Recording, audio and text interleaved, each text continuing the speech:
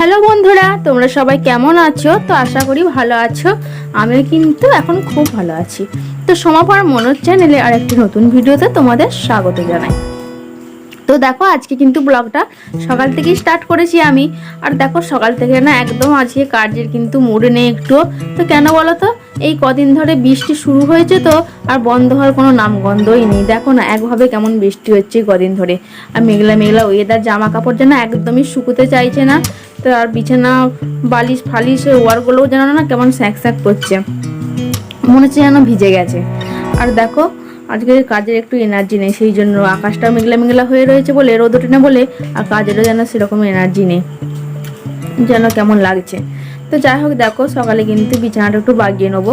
আর বেটুর খাবারটা কিন্তু আমি একবার নিচে গিয়েছিলাম, বেটুর খাবারটা করে দিয়ে এসেছি। আর তোমার দাদা ভাই কিন্তু দোকান গেছে। তো দেখো, আমি এখন চলে এসেছি উপরকে সোজা। আর এসে দেখো বিছানাটা একটু বাগিয়ে নিচ্ছিলাম। আর এত পোকা হয়েছে, তিল পোকা।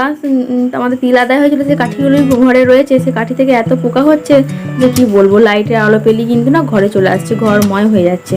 তো চলো, ঘরটাও কিন্তু একটু ভালো করে পরিষ্কার করে একটু ঝাঁট দিয়ে নেবো। তো চলো, বিছানাটা দেখো এদিকে কিন্তু বাগানো গোছানো হয়ে গেছে। আর এরপর একটু ঘরটা ঝাঁট দিয়ে নেবো। তো তারপর কিন্তু সোজা নিচেকে চলে যাব। তো আজ কটা কাঁচাও রয়েছে, বেটু প্যানজামাও রয়েছে বেশ কতগুলো। তো মেঘলা মেঘলা ওয়েদারের জন্য একদমই শুকুতে চাইছে না প্যানজামা। তো যেগুলো কাঁচার তো কেচে নিতে হবে, তো সেগুলো তো ফেলে রাখা চলবে না। ফেলে রাখলে বেটুর জামা কাপড়গুলো ফেলে রেখে দিলে কিন্তু একদমই হবে না, কারণ বেটু অনেকগুলি প্যানজামা দিনে পরে। তো জল ঘাটে আর ঘাটে, তো সেই জন্য কিন্তু প্যানজামা ভিজে যায়। তো অনেকগুলি প্যানজামা পাল্টাতে হয়। তো সেই জন্য রেখে দিলে হবে না, মিলে দেবো। তো যেটুকু শুকোবে তারপর বাকি কিন্তু ঘরে ফ্যানের হাতে মিলে দেবো। তো চলো দেখো, এদিকে তোমাদের সঙ্গে কথা বলতে বলতে কিন্তু আমার ঘরটা ঝাঁট দেওয়া হয়ে গেছে কমপ্লিট প্রায়। তো চলো এরপর নিচে যাব।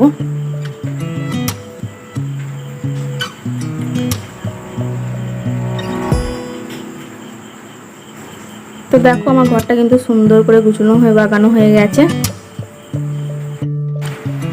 আর দেখো, এদিকে জানালাটা দিয়ে কিন্তু একটু হলেও আলো কিন্তু আসছে, ঘরটা কিন্তু পরিষ্কার লাগছে।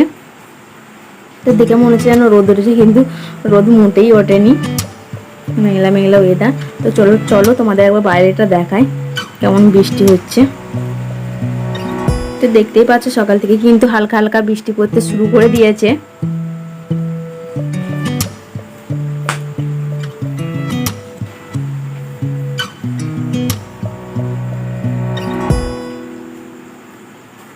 তো চলো, অনেকটাই দেরি হয়ে গেল এদিকে। আর দেখো, তারপর কিন্তু নিচে যে আমি কিন্তু যেগুলো জামা প্যান্ট কাচার ছিল, তো সেগুলো আগে কেচে নিলাম। তো বেটুকে খাওয়াও ভাবছিলাম, তো ভাবলাম চলো আগে কেচে নিই, বেটু খেলছে ততক্ষণ কেচে নিই। না কেচে সকাল সকাল যদি জামা কাপড়গুলো কেচে না মিলে দিই, এমনিতেই তো রোদ ওঠেনি, আর আরও হাওয়া বাতাসটা যদি না পায়, দেরি হয় কাচতে, তাহলে তো একদমই শুকোবে না। তো সেই জন্য জামা কাপড়গুলো একটু কেচে নিলাম, বেটু খেলছিল বলে ওদিকে। আর দেখো, সোজা কিন্তু নিচে চলে এসেছি। আর নিচের ঘরে না বিছানাটা বেশ নোংরা হয়েছিল, তাই জন্য বিছানার কভারটা একটু চেঞ্জ করে দিচ্ছি। তো কিন্তু আজকে বিছানার কভারগুলো আর কাচবো না, রেখে দেবো জড়ো করে, কালকে কাচবো বা রোদ উঠলে কাচবো। নাহলে এই মেঘলা মেঘলা ওয়েদারে কাচলে না শুকুতে চাইবে না, তো বিছানার ওয়ারগুলো না কীরকম যেন গন্ধ ছাড়বে।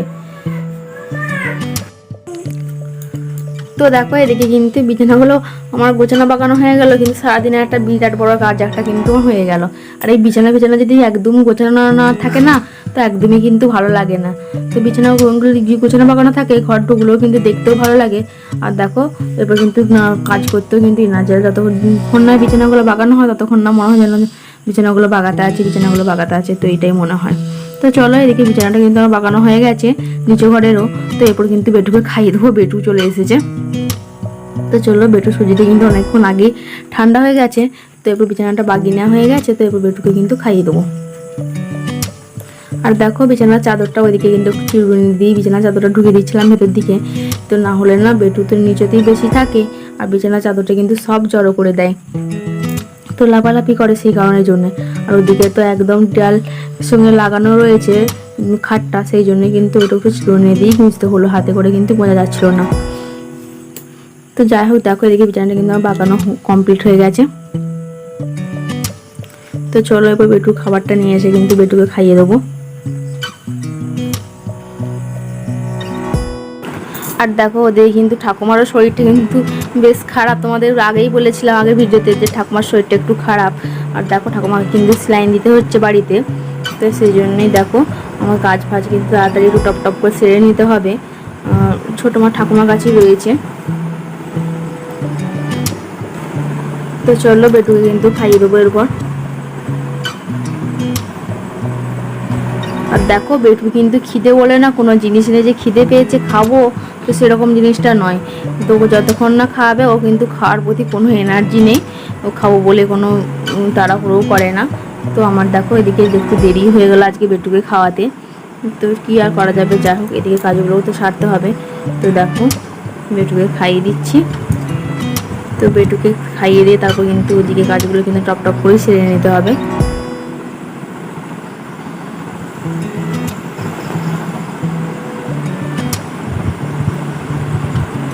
তো চলো বেটুকে খাওয়ানো হয়ে গেছে।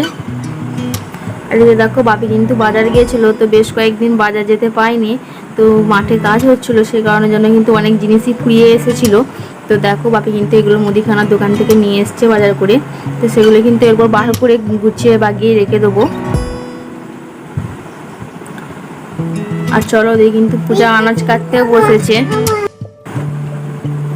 তো দেখো আজকে কিন্তু রান্নাও কিন্তু তেমন খুব একটা কিছু হবে না, তো বাপি বললো চলো অল্প একটু মাংস এনে দিচ্ছি, তো আজকে একটু মাংস রান্না হবে আর একটু ভাজাভুজি কিছু টুকটাক হবে, আর একটু কী বলো তো একটু টক হবে, কদিনে কিন্তু টক খাবো করছিলাম, তো টক কিসের হবে হবে।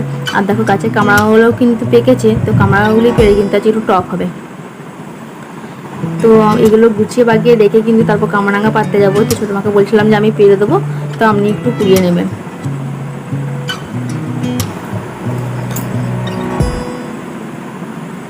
আর দেখো এটা বাপি কিন্তু সয়াবিন নিয়ে এসছে, তো সয়াবিন কিন্তু বাপি কিন্তু প্যাকেট সয়াবিনটাই আনে, তো প্যাকেট সয়াবিনটা না একটু ছোটো ছোটো, সেই জন্য না সবাই খেতে চায় না, তো সেই জন্যই কিন্তু লুজ সয়াবিন নিয়ে এসছে বাপি। আর লুজ সয়াবিনটাও না খেতে খুব ভালো। তো চলো এদিকে কিন্তু আমি সব জিনিসপত্রগুলো কিন্তু মুদিখানার দোকানে গুছিয়ে বাগিয়ে রেখে দিয়েছি।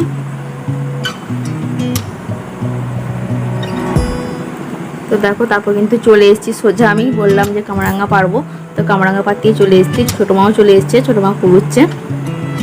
আর কামরাঙাগুলো না মোটাগুলো এতই নরম হয়ে গেছে, তো গায়ে কিন্তু লাগালেই কিন্তু টিপ টিপ করে পড়ে যাচ্ছে, তো জল হয়ে কিন্তু মোটাগুলো খুবই নরম হয়ে গেছে। আর দেখো কামরাঙা গাছের তলায় কিন্তু অনেক কামরাঙা পড়েও রয়েছে।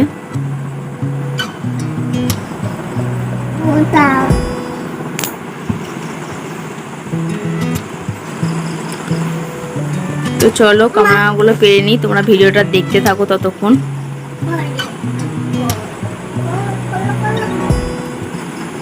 আর দেখো একভাবে কদিন টানা বৃষ্টির জন্য কিন্তু রাস্তাঘাট একদমই শুকনো নেই গো, সব কাদায় কিন্তু ভর্তি, জল কাদাতে।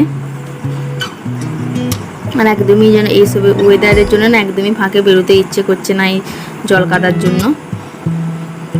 আর এদিকে দেখো পাশের বাড়ির কাকিমণি মেয়েটা কিন্তু স্কুল যাচ্ছিলো,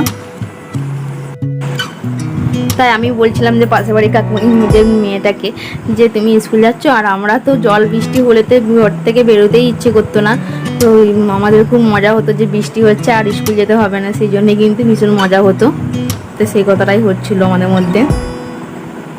তো যাই হোক দেখো এদিকে কিন্তু কামরাঙাগুলোও পাড়া কিন্তু কমপ্লিট হয়ে গেছে, তো চলো এবার কিন্তু বাড়ি চলে যাব।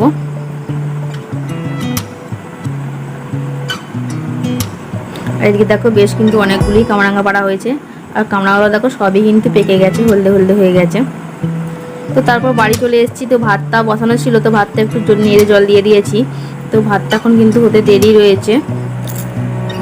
আর এদিকে প্রেসারে কিন্তু যেগুলো সেদ্ধ চাপানোর কিন্তু আলু এসব সেদ্ধগুলো কিন্তু বসিয়ে দেওয়া হয়েছে, আর এদিকে পেঁয়াজ রসুন এসবগুলি কিন্তু ছাড়ানো হচ্ছিল। তো পূজা কিন্তু ছাড়ানো কমপ্লিট হয়ে গেছিলো, তো আমি ধুয়ে এবার মিক্সিতে একটু বেটে রেডি করে দেবো।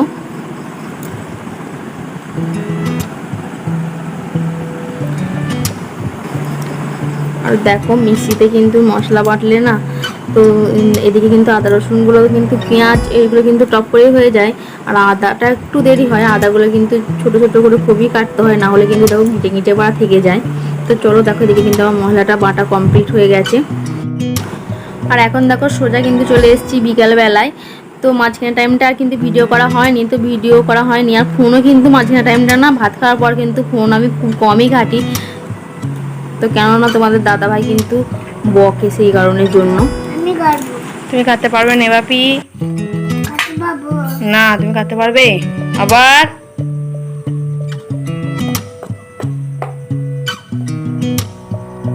কাটতে পারবি নি ইভান?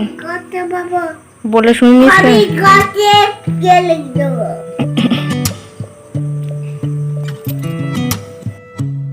আর দেখো একটা কথা তো বলাই হয় না, তোমাদের দাদা ভাই না আজকে একটু আরামবাগ গিয়েছিল তো দোকানের কিছু মাল আনার জন্য।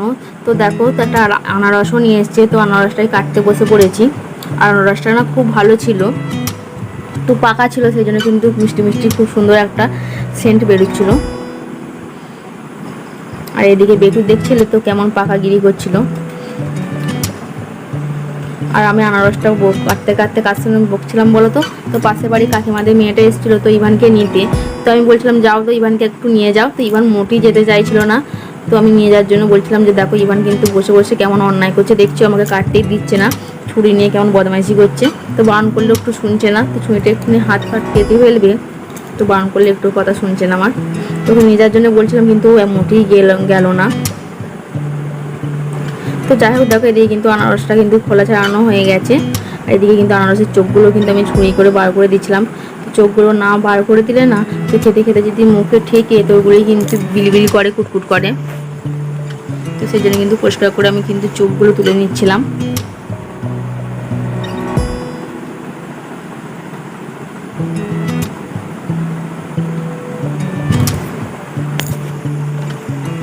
তো এদিকে দেখো আমার কিন্তু আনারসটা ভালোভাবে কিন্তু ছাড়ানো হয়ে গিয়েছিল, তো তারপরে একটু কেটে নিচ্ছিলাম।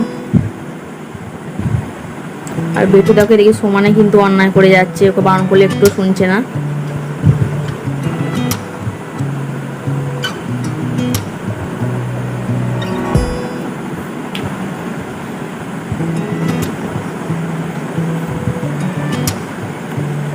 তো বেটুকে আজকে বিকালে কিন্তু দুধ দিইনি, তো সেই কারণের জন্যই যে এই আনারসটা কাটা হচ্ছে, আনারসটা একটু খাওয়াবো। আর পেয়ারা টিয়ারা এসবও একটু খেয়েছে, সেই কারণের জন্য আনারসটা বেটুকে দিচ্ছিলাম। বেটু কিন্তু আনারস দেখো একদমই খেতে চাইছিল না। তো আনারসের যে রসটা বেরিয়েছিল সেই রসটা কিন্তু খাচ্ছিল, আনারসগুলো চিবিয়ে চিবিয়ে ফেলে দিচ্ছিল। তো যাই হোক দেখো এদিকে আনারসটা কিন্তু আমার কাটা কমপ্লিট হয়ে গেছে। তো আনারসটাতে একটু চিনি দিয়ে দিচ্ছিলাম আর অল্প একটু নুন দিয়ে মাখিয়ে দিচ্ছিলাম। তো একটু মাখিয়ে রেখে দিলে না খানিকক্ষণ পর খেলে কিন্তু আনারসটা খেতে কিন্তু খুব সুন্দর লাগে। আর এদিকে দেখো বেটুকে কিন্তু বাটি করে দিয়ে দিয়েছি। আর বেটু এদিকে খাচ্ছে আর কিন্তু চিবিয়ে চিবিয়ে ফেলে দিচ্ছে। তো যাই হোক ভিডিওটা কিন্তু আর খুব বড় করব না, ভিডিওটা আজকে এই পর্যন্তই। তো ভিডিওটা ভালো লাগলে তোমরা কিন্তু অবশ্যই লাইক কমেন্ট শেয়ার করে দিও। আর প্লিজ প্লিজ তোমাদেরকে বলবো, তোমাদেরকে আমি বারবার একটা কথাই বলবো, তোমরা কিন্তু অনেক অনেক বন্ধুরাই রয়েছো যারা কিন্তু আমার ভিডিও দেখছো, কিন্তু আমার ভিডিও চ্যানেলটা কিন্তু সাবস্ক্রাইব করছো না। তোমাদেরকে অবশ্যই বলবো তোমরা চ্যানেলটা কিন্তু অবশ্যই তোমরা সাবস্ক্রাইব করো। আর অবশ্যই তোমরা কিন্তু একটু আমার পাশে থেকেও আমাকে সাপোর্ট করো, তো তবেই কিন্তু আমি ভিডিও কিন্তু নতুন নতুন আরও ভালো ভালো সুন্দর সুন্দর ভিডিও দিতে কিন্তু আমি এনার্জি পাবো। তো আজকের মতো এটুকুই, দেখা হবে পরে আর একটি নতুন ব্লগে, তো তোমাদেরকে সঙ্গে নিয়ে।